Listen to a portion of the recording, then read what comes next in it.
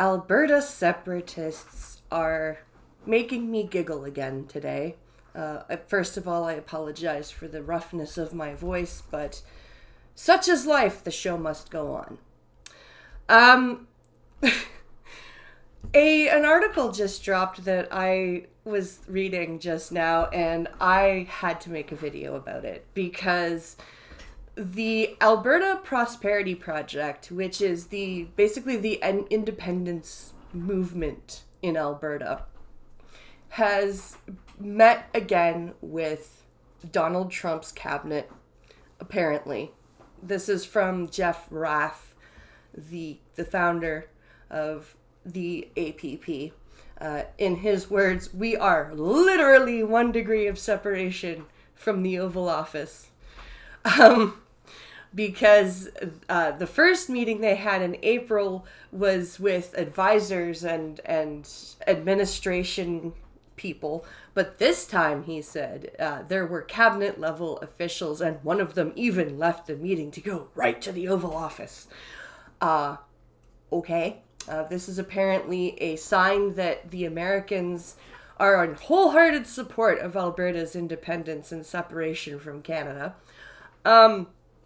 I think these guys really don't understand how small their movement is, because they isolate themselves and they put themselves in this weird echo chamber. And anytime somebody tries to logically debunk or refute any of their claims, they get angry. Or if you go back on my channel some time ago, fucking 5 years, we did a stream during the whole Wexit thing. We did a stream with an Albertan, and every time we tried to bring up anything, she would just start sounding like she was gonna cry. So they either get angry or sad when you point things out that they don't like. And they are small. Like, polling numbers have suggested that only about 11% of Albertans support separation from Canada. And I would say maybe there's an Angus Reid poll cited in the article even suggests that 36%,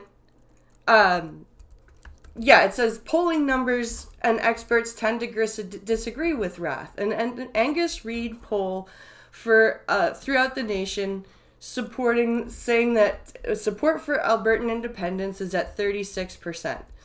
And then an expert down below this says, the day that I see Edmonton Oilers fans or Calgary Flames fans booing the national anthem in their respective arenas, I might take the independence movement more seriously.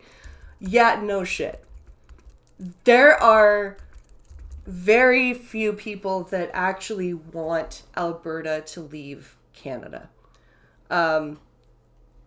I would say even within the United Conservative Party of Alberta, the numbers that are members of the APP are much smaller than Mr. Rath says. He says about 75% of the United Party is in support. And about that doesn't make any sense.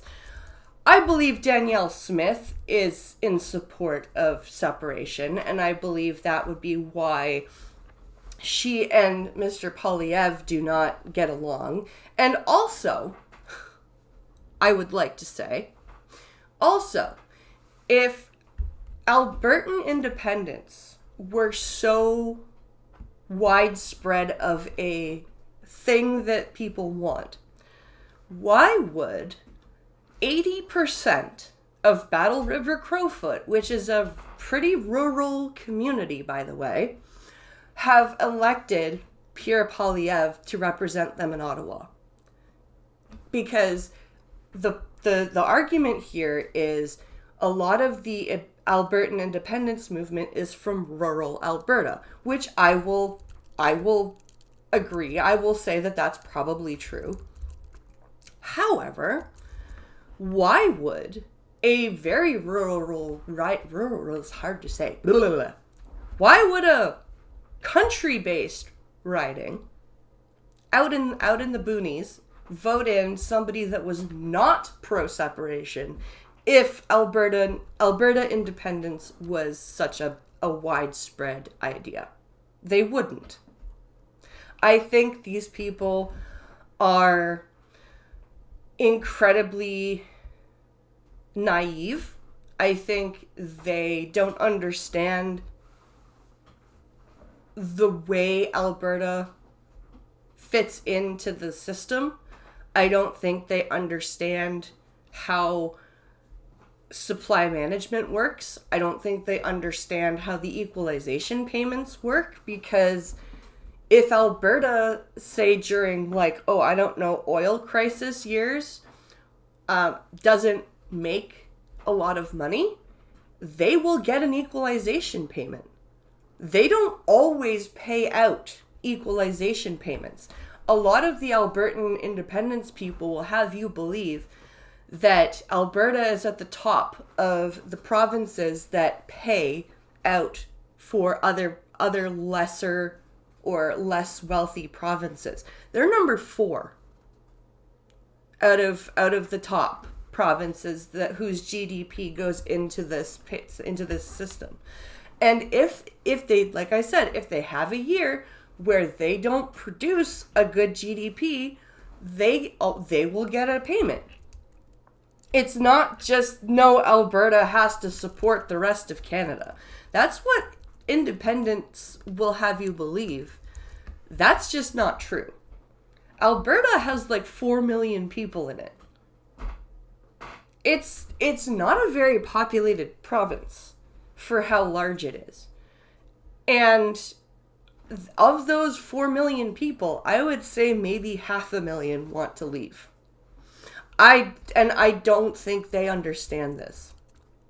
So when they go around talking about, oh, I'm just so important to the president, I don't think they realize that Trump is kind of just doing this to fuck with Ottawa.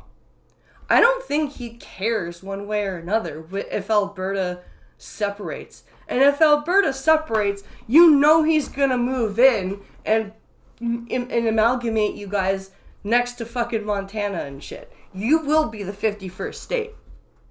So I wouldn't want to separate if I were you. But hey, that's just me, because I've done a few minutes of reading, and even though I'm blind, I know my geography.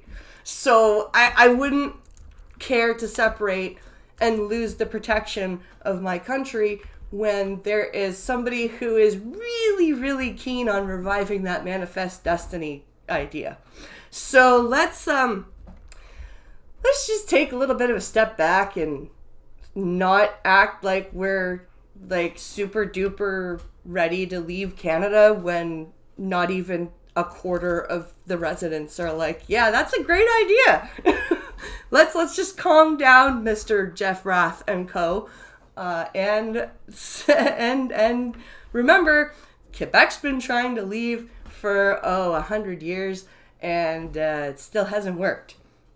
Your best bet is to push for your own police service and normal provincial things. That's what you need. You don't need to leave. You need your own force. You don't need the RCMP up there. You need the Alberta Police Service, the Alberta Provincial Police. There's an APP I can get behind. The Alberta Provincial Police, not the Alberta Prosperity Project.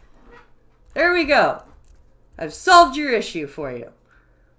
Like, share, subscribe, and I'll see you guys in the next video. Hopefully I'll sound better.